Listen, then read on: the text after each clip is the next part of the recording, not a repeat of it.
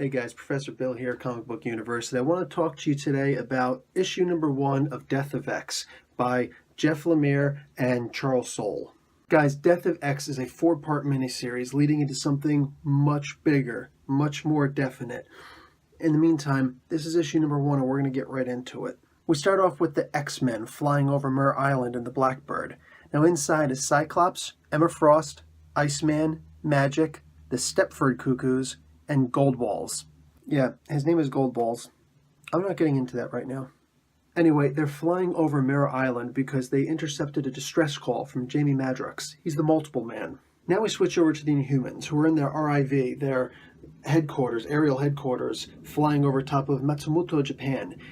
Inside of about 15 minutes, the Terrigen Mist is going to fly over top, so several people who are still afraid have evacuated, but for the most part, people are staying there because they want to see what's going to happen. They know that it's safe and that the only change that'll possibly happen are to people who have the latent Inhuman gene inside them. This comes from Kree Manipulation, and I promised I'm going to do an Inhumans video. It's going to have to be a whole series, and it's going to take a while.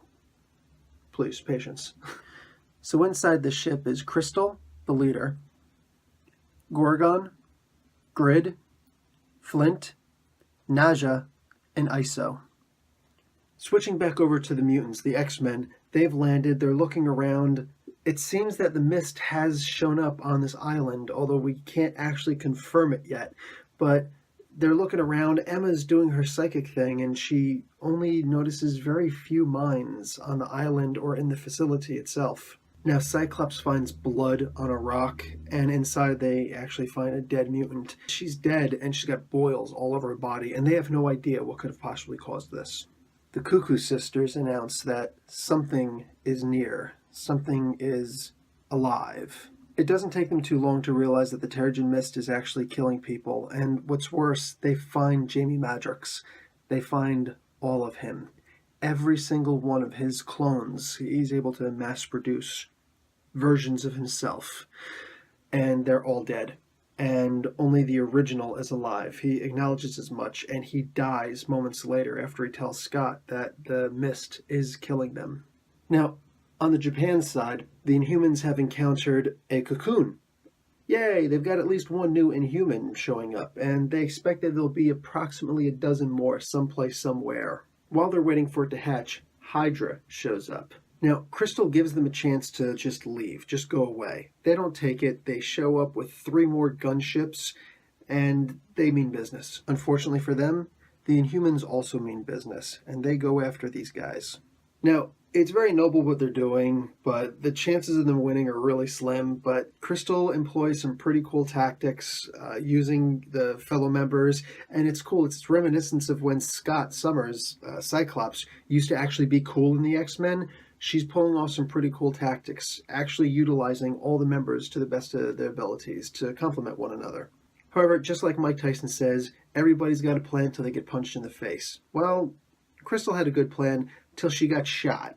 Actually goes through one arm and out over here. Now, this should have killed anybody, but Inhumans are actually built to be much, much stronger than your average human being. In fact, all of the Inhumans, for the most part, on average, are around Captain America abilities and reflexes, stamina, durability, and things like that. So she pulls through, she survives, she heals, but she does go down for a little while. Just when things look their bleakest, though, Flint is actually about to die because of the heat being put on him from the firepower, and he's got his rock shell up, but he's actually burning, and you see him turning red. This poor guy's probably about to die, but fortunately, the cocoon bursts, and this bright light goes everywhere, and doesn't affect the Inhumans, but it does affect all of the humans in Hydra, well, most of them, and puts them into a form of stasis, like a catatonic state. They're in a wakeful sleepiness sort of thing. They're all entranced. Anyways, the guys who aren't enraptured, Crystal, who's awake now, she says, you know what? I gave them a chance to leave, and they didn't take it. So she just starts, boom, using her elemental powers to tear these guys to shreds. We're going to go back to Mur Island now. The X-Men have kind of separated a little bit, sent the kids, the young ones, back to the Blackbird, and he's decided to go with Emma to send this data that they've already collected and whatever else they could find, and send it to Hank McCoy, the Beast. It doesn't take long for Beast to immediately say that even though he hasn't isolated this data and found reasons and specifications yet, he knows immediately that this stuff is terribly dangerous to mutant kind. Scott, for his part, winds up fainting, but he's brought out of the room and he comes back to normal again. Emma was able to avoid that stuff by turning into her diamond form. Once they get back out, Scott goes into one of his typical spiels of, he used to be cool. Now he's basically just a Magneto-like terrorist. And he goes into one of his diatribes about how the Inhumans have lied. They said that there was nothing harmful about the Terrigen Mists. Well, they're wrong because we're dying. It's actually killing us. And this has been speculated in the comics for a while. This has been stated by several high-ups in Marvel, several writers for a short time now, but long enough. And now that's it. It's officially canon because it's in the comics now that, yes, it is actually killing the mutants. It's affecting every mutant in a different way, but nonetheless, they're dying. So back in Japan, the Inhumans are welcoming the new Inhuman who just formed. His name is Daisuke. I may be pronouncing the name wrong. I apologize. Reading Japanese is very different from pronouncing Japanese, but I try. So while the Inhumans are welcoming a new Inhuman to the ranks, the X-Men have mourning over one of theirs, Jamie Madrox, and all of his clones, and whoever else was in that facility. So it's an interesting shift. So they both go into little speeches, Crystal and Scott, in their respective locations, and we can assume that it's at the exact same time. And while Scott is declaring war on the Inhumans are saying that, hey man, welcome, and both of them say at the same time, we protect our own. And reading the back page, the final page, is a little bulletin, and executive editor Nick Lowe says that coming in December, after this series is done, The Death of X, a new miniseries is going to come out called Inhumans vs. X-Men. So we can assume it's the final battle or the preamble to the final battle. Guys, this is a great comic. I'm giving it at least a thumb and a half because it's great.